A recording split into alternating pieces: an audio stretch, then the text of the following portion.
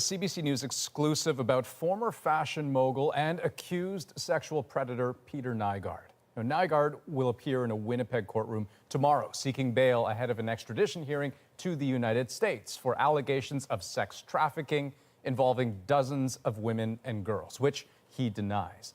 Tonight, our colleagues at the Fifth Estate take us inside his world. For the first time, we will hear from a key member of Nygard's inner circle who shares never-before-seen video footage showing how Nygard treated women and girls over the years. The Fifth Estate's Bob McEwen continues to drive this story. What is seven? What has he got? They say Peter Nygard never met a camera he didn't like. It's why he hired personal videographer Stephen Ferraglio. Nygard told me that the reason why Jesus is so popular is because he had a good PR team. My job was to film literally everything. Start spreading your legs. For 3 years, Ferraglio documented all of Nygard's world, from his lavish Boeing jetliner. Nygard had a bed on the plane, and he would have sex with the girls up in the front of the plane.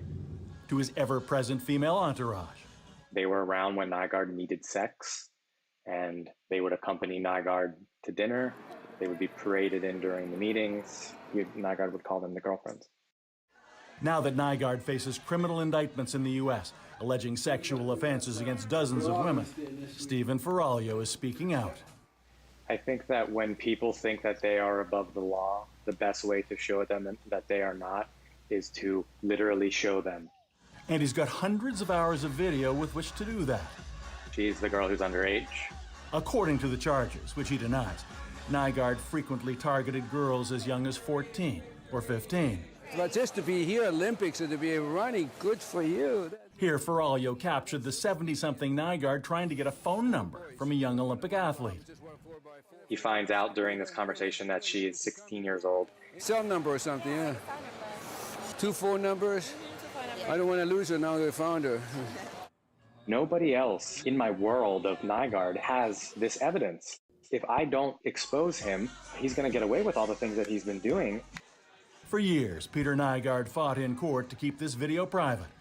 Now, Stephen Ferraglio is making it public, starting with the Fifth Estate.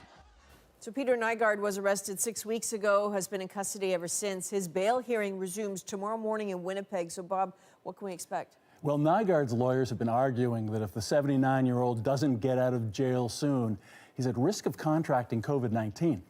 Last week, those lawyers presented their bail plan, but a judge sent them back to the drawing board. She questioned the credibility of one of the men who promised to monitor Nygard while he was out on bail. And so what happens after that? Well, bail or no bail, Adrian, the hard part is just beginning for Peter Nygard, that's clear.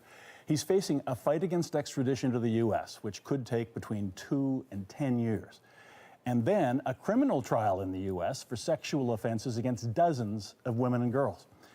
Consider the Harvey Weinstein case. The movie producer was sentenced to 23 years for 1 rape and 1 sexual assault, which must be a sobering thought for Peter Nygard. All right, Bob McEwen, thank you for this.